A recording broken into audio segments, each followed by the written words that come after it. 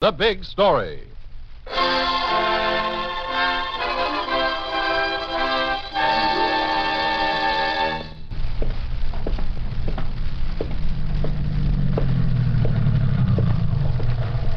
Hey, mister, Yeah? how do we get on the road to Racine? Keep straight on this road for about a half mile. There's a stoplight there. Take the right-hand turn. That'll bring you right onto the turnpike. Sounds kind of complicated, doesn't it, boys? Yeah, it sure does. Why, no, it's very simple. Well, we think it's complicated. Suppose you get in the car and show us the way, Vaughn. Oh, wait a minute. How do you know my name? Get in the car. Now, look here. Get in the car, Vaughn. Come on, get in before I blow your head off.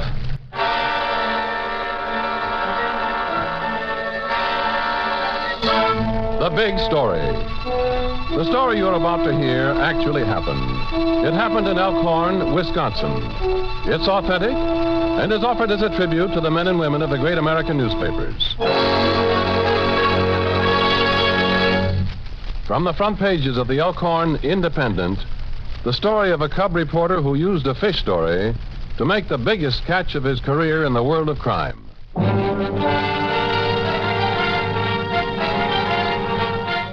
Elkhorn, Wisconsin. The story as it actually happened. Don Morrissey's story as he lived it.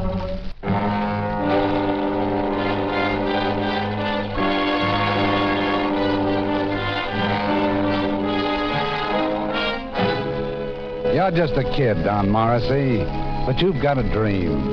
And that dream is to be a newspaper reporter. Elkhorn is your hometown, but it so happens that you're a junior studying journalism at Marquette University.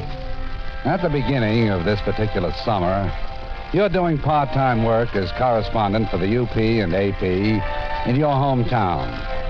But you've got your eye on the future, Don Morrissey. And one day in late June, you walk up to the editor of the Elkhorn Independent, a weekly.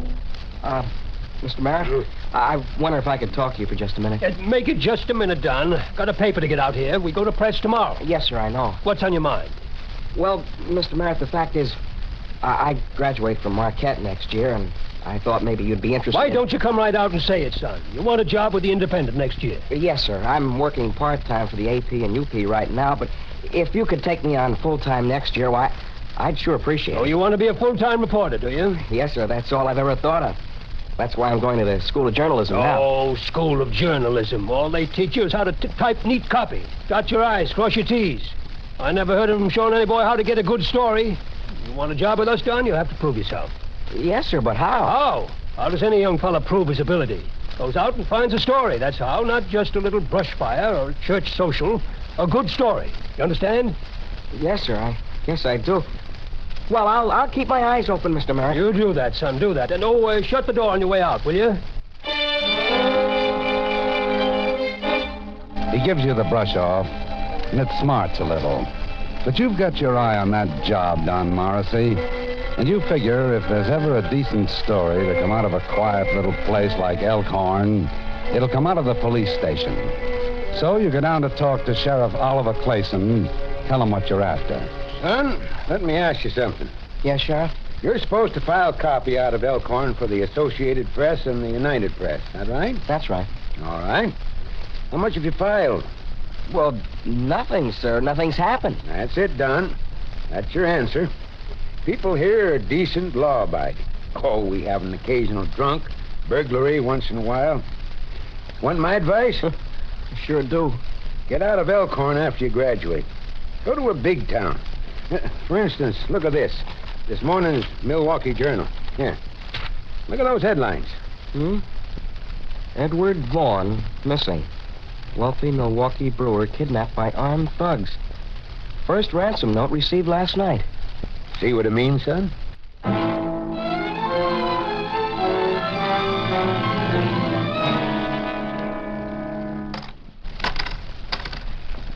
Okay, Mike. I'm in for $5 more. I'll see you, Sam. And I'll raise you both. Cost you 10. Well, I'm in. Me too. What do you got, Leo? Full house. Queens High. How do you like that? Me with a lousy straight. Me with 3 bullets. Better luck next time, suckers. Next time. Are you kidding, Leo? Yeah, you're in me and Sam now for a couple of hundred. Oh, you cheap punks. What are you whining about? Crying your crummy heads off for nickels and dimes when we're sitting back waiting for $100,000? Yeah, waiting is good. We've had Vaughn stashed away in his broken down hideout for a week, and still no payoff. Takes a little time to negotiate. It's taking too long. Either of you two think you can do it better? Now, look, Leo, we didn't mean nothing. We was only thinking of... You're not supposed to think. I'll do the thinking around here. We'll spring Vaughn when his contact agrees to pay off, and until he does, you two crumb bums are going to sit on your lard bottoms and wait. You understand? Yeah, sure, Leo. You're the boss. Only we was just wondering when you're going to make contact again, Leo. Well, I figure they must be getting ripe about now. I'm putting in a phone call tonight.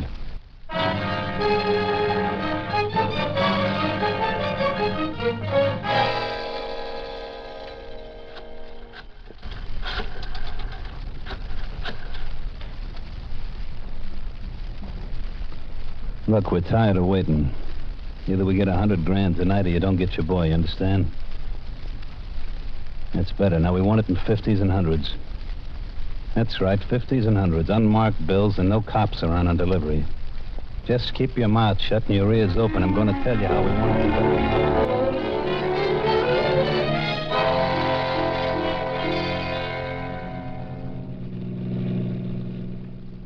Hey, Leo. Yes, Sam? You think we're cool by this time? Yeah, we should be. We've laid low a month since they paid off. Brother, I can't wait till we get to Miami. Miami. Boy, am I nuts about Miami. Hey, Leo, what town is this? A sign says Elkhorn, Wisconsin. Elkhorn. You can have it. These towns.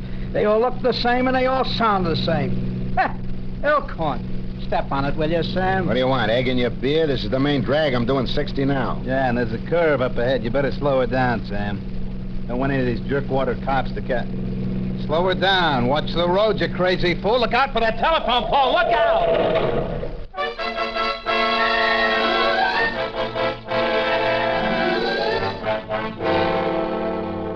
Sheriff Clayson. Sheriff, Don Morrissey. Oh, yeah, Don. I was just driving down Main Street when I saw a big car smacking into a telephone pole. Knocked the pole half over and kept right on going. Where did this happen? At the curb in front of Bethel Church. What kind of car, did you notice? Well, it looked like a Chrysler Imperial. Must have been going 60 at least. 60, huh? The speed limit's 30. Yeah, not only that, the telephone pole's ruined. Phone company's gonna be plenty sore when they find out about it, Sheriff. All right, Don, thanks. I'll alert the highway patrol right away.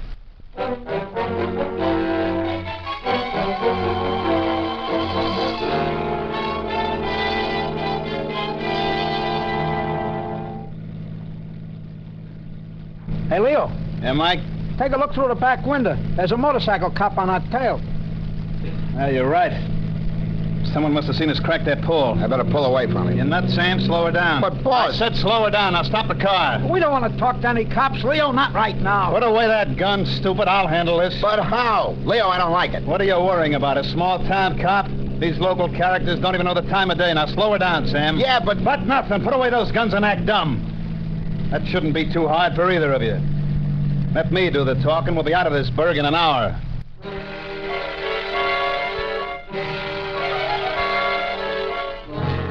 You, Don Morrissey, stop in at headquarters shortly after the three men are brought in. One of them, a man who says his name is Joe Winters, seems to be their spokesman when the sheriff asks him... Where'd you think you were going, mister? To a fire? I'm sorry, Sheriff.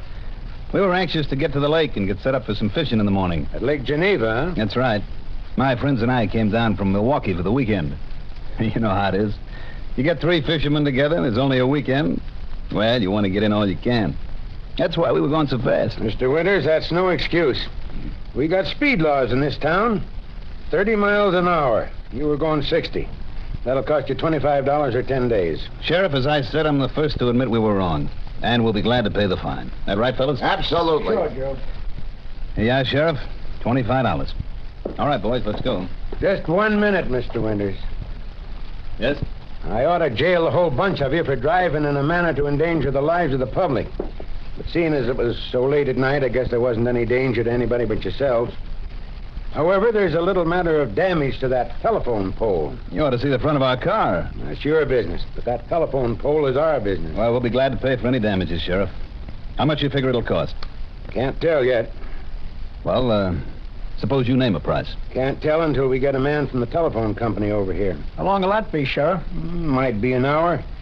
Might take till tomorrow morning. You mean we may have to hang around here all night? Can't let you go till I find out the exact amount of the damage. Look, Sheriff, we said we'd pay. Both of you just shut up, huh? Yeah, Shut up, will you?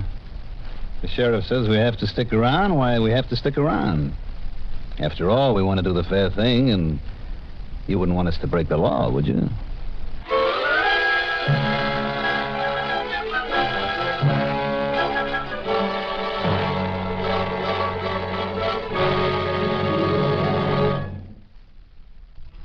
There's something about these three men, Don Morrissey.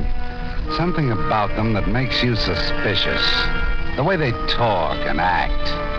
And now, as the three strangers wait in the deputy's office, you try to tell Sheriff Clayson. Sheriff, there's something funny about these three men. What do you mean, Don?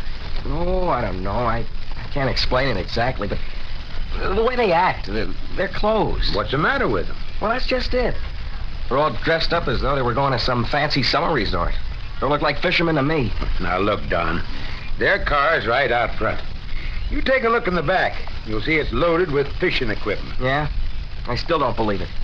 I'll bet they don't even have fishing licenses. You're wrong, son. I am? Huh? The minute they came in, I asked for their papers. Each of them had a fishing license, all in order. Each of them had identification papers. They were all in order, too. Oh, I see.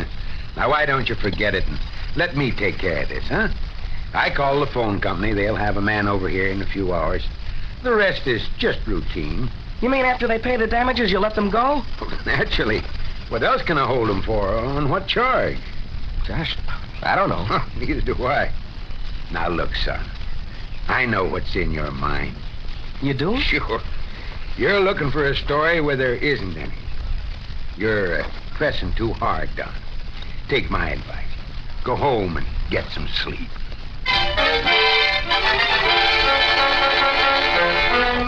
Well, why kid yourself, Don Morrissey? Sheriff Clayson is right. You want a story so bad it's running out of your ears. But somehow you can't get yourself to go home. Not quite yet. And about an hour later, you're still in the sheriff's office when... Come in. Oh, Mr. Winters. Sheriff, what about that man from the phone company? Any idea when he'll get here? They told me in a couple of hours, but it may take longer. The man's got to go down and take a look at the pole, Mr. Winters. Then he's got to report back to the company. After that, he'll probably get here with a statement on the cost and damages. I see. Sheriff, tell you the truth, my friends and myself are getting a little fidgety just waiting around here. I'd like to settle this little thing just among ourselves. How do you mean? Well, we're anxious to get up to the lake and bait our hooks, and we figured if we have to pay a little more than the pole's worth, why, we just as soon do it. Will you take $100 for that pole and give it to the phone man when he gets here? Can't. Why not? You'll have to pay the exact amount. It's not legal otherwise. Look, Sheriff, if it comes to less than that, you can do what you want with the extra money. Give it to the policeman's benefit if you like. Sorry, can't do it.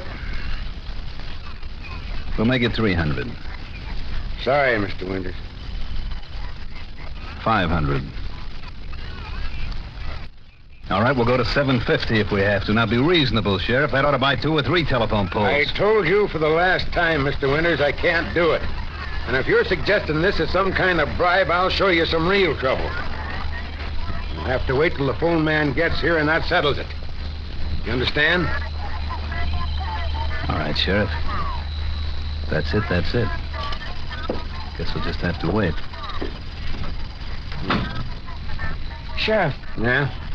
why should they offer to pay all that money just for a damaged telephone pole? You heard him. They want to get on with their fishing. Yeah, but they went as high as $750. Son, you don't know fishermen.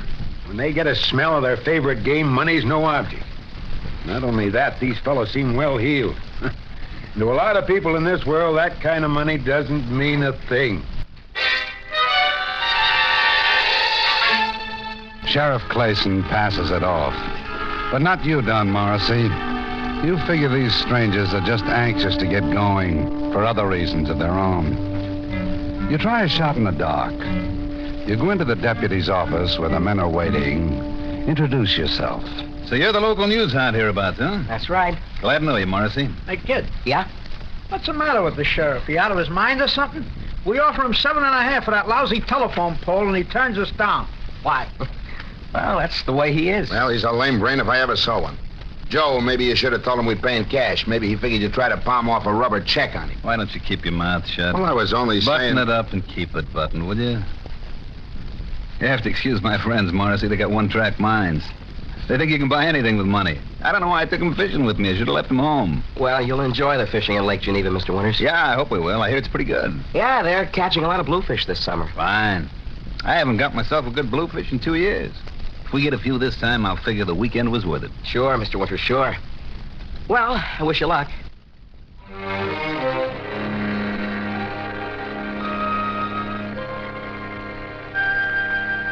Sheriff Clayson, these men are phonies. What do you mean, phony? They weren't going fishing. They don't know a thing about the sport.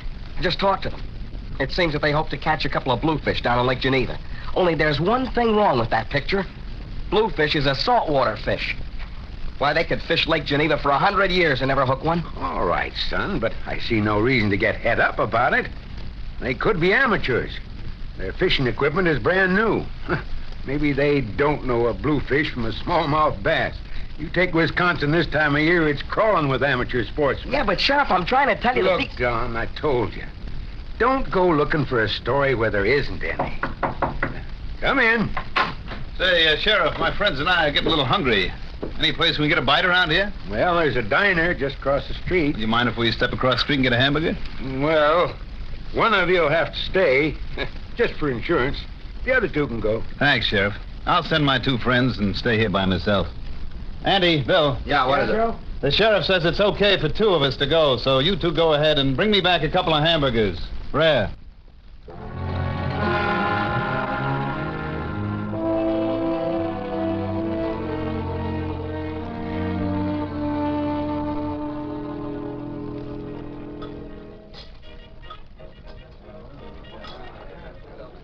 Mike, Leo's taking a big chance trying to bluff us out of trouble like that. Yeah, but he's getting away with it. So far. What do you mean, so far? He's outfoxed the sheriff, but that kid Morrissey, I'm not so sure.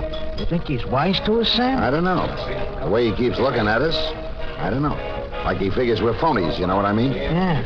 But Leo's smart, Sam. And like I said, he's got by with it so far. Yeah, sure he has. But how do you know what's going to happen until this telephone man gets there?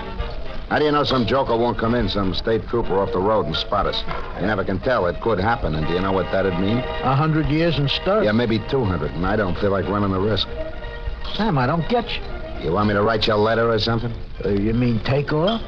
Blow? Why not? We got our cut of the dough on us, haven't we? Yeah, but if we blow, we leave Leo holding the bag. I'm crying in my beer. Leo had to do it his way, okay? Let him sweat it out.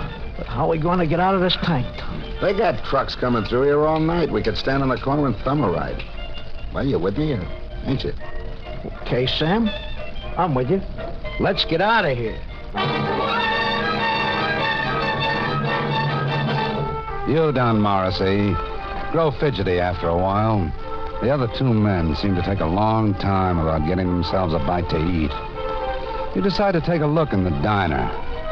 They're gone. On your way back to the station, you stop and look over their car. Nothing but fishing equipment here. Glove compartment's locked. Well, I'll just move this seat cushion. What? Oh, brother, wait till the sheriff sees these. Take a look, Sheriff. Found these two guns under the front seat, .38 caliber. Some fishermen. And the two men took off? Yeah. The waitress told me they left a half hour ago. Well, son, I guess they had me fooled. Maybe I should have listened to you in the first place. I'll send out an alarm to Highway Patrol, and then we'll talk with this man Winters, whoever he is. All right, Winters. For the last time, you're going to talk? Why did your friends run away? I don't know. What about these two guns this young fellow found in your car? Look, I got nothing to say. All right. In that case, I'll have to lock you up and book you on suspicion. You watch the man's eyes shift. You know that already he's planning some way to break out of the building. And somehow you, Don Morrissey, are more than ever convinced that this is big game, really big game. You get on the phone, call the FBI in Milwaukee. Talk to John Welch. Give me that again, Morrissey. Well, the leader's a big man. Dark, wild black hair, thick lips, small scar left side of mouth. The second one small, blonde, watery blue eyes. What? The third partly bald, reddish hair, a lumpy right ear. Why, yeah, Mr. Welch, that's right. Morrissey, you know what you've done? What? You just put your finger on the Duran gang. Leo Duran, Sam Falco, and Mike Reno. Wanted all over the country in connection with the Vaughn kidnapping in Milwaukee, as well as several others. Holy smoke. Tell the sheriff to triple his guard, Morrissey. That's Duran he's holding right now. I'll get to Elkhorn as soon as I can.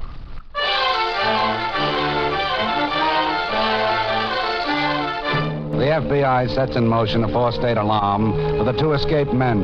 Meanwhile, the agent, John Welch, comes up and identifies Leo Duran. And a short time later, in the sheriff's office. Well, speaking. Oh, yes, Harris. What? Where? Good. Bring it back here and we'll take him on back to Milwaukee. Good news, Mr. Welch? Couldn't be better. They just picked up Sam Falco and Mike Reno in a gin mill near Lake Geneva.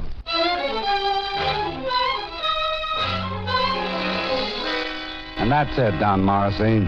Except for one thing. On the same day, Mr. Merritt, the editor of the Elkhorn Independent, calls you in. Don, I'm proud of you. You certainly put Elkhorn on the map. Well, thank you, Mr. Merritt. Yes, sir. Got reporters from all the big papers in the Middle West in town right now. All those fellas from the big papers trying to find the Duran gang, and we find them right here in Elkhorn. Yeah, sure. I guess we were pretty lucky, Mr. Merritt. Now, about that job, I'll be going back to college in a couple of days, but I figure that maybe next year Next year? Son, if you want it, the job is yours right now.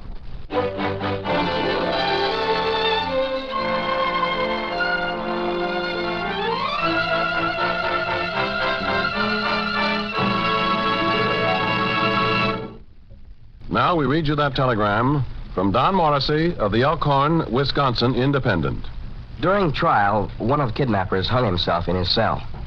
The government failed to convict the other two on the kidnapping referred to, but convicted them on a previous kidnapping and successfully brought them to subsequent trial. They were both sentenced to 99 years at Joliet.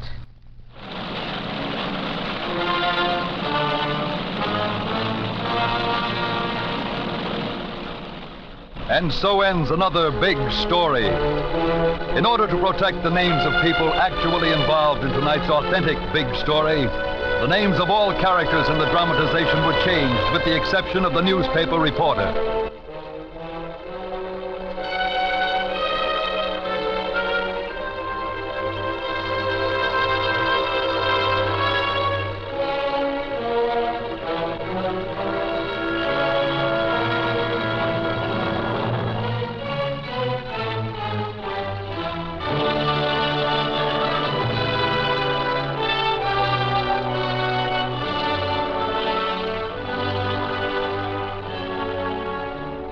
Big Story has been a presentation of the United States Armed Forces Radio Service.